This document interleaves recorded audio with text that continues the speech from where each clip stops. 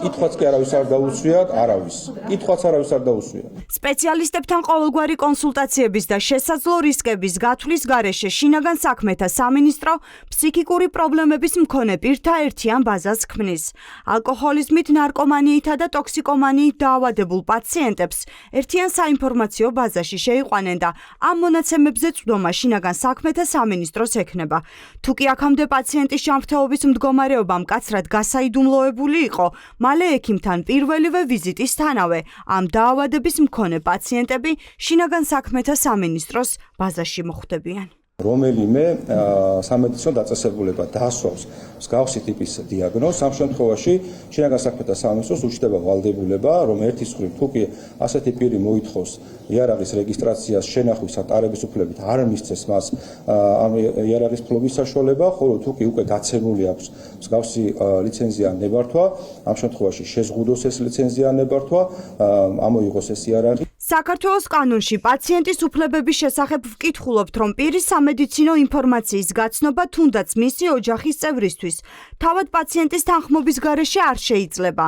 ახლა კი შინაგან საქმეთა სამინისტრო ჯანდაცვის სამინისტროსთან ერთად პაციენტისგან ნებართვის გარეშე ამ ინფორმაციას მიიღებს.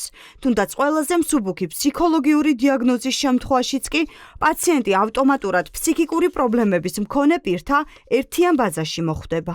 არ მგონია რომ დღემდე ვინმეს პრეტენზია წარედგინა რომელიმე უწყებისთვის რომ მსგავსი კატეგორიის პერსონალ მონაცემები დაცული არ არის. ექსპერტები, ვისაც აზრი არავინ კითხა, აცხადებენ, რომ ქართული ოცნება ფსიქიკური პრობლემების მქონე პირთა ბაზას პოლიტიკური ზეწოლის და მანიპულაციის მექანიზმად გამოიყენებს.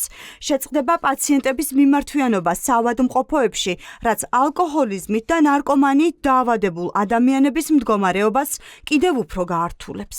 პაციენტი უბრალოდ აღარ მოვა სამედიცინო დაწესებულებაში და გაიზრდება სპორტები, ძლიერი პრობლემები, არც ფსიქოთერაპევტთან არ მივა, არც ნარკოლოგთან არ მივა, გაიზრდება ნარკოტიკის, ასე ვთქვათ, არალეგალური მოხმარება. იმ ადამიანებს, რომელთაც აქვს ფსიქიკური ჯანმრთელობის პრობლემები, მათთვის შეიქმნება კიდევ ერთი ბარიერი, რომ არ მიმართონ პროფესიულ დახმარებას, რაც გაამწვავებს მათ უკვე არსებულ, ასე ვთქვათ, ფსიქიკური ჯანმრთელობის პრობლემებს, იმის შიშით, რომ არ მოხვდნენ აი ამ ეგრეთ წოდებულ რეესტრში. შედეგები რომ ფატალური იქნება, ამაზე საუბრობენ ფსიქოლოგებიც.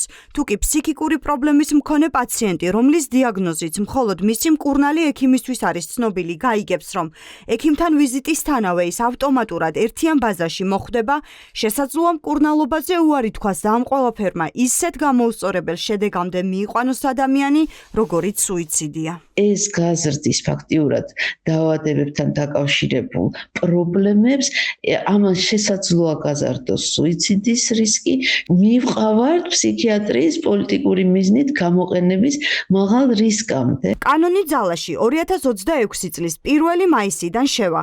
ჯანდაცვის სამინისტროს მიეცემა უფლება ნებისმიერი კერძო და სახელმწიფო დაწესებულებიდან პაციენტის შესახებ მონაცემები მოიპოვოს და იმ ერთიან ფსიქიკური ჯანმრთელობის მქონე პირთა ბაზაში შეიტანოს, რომელზეც წვდომაც შინაგან საქმეთა სამინისტროს ექნება.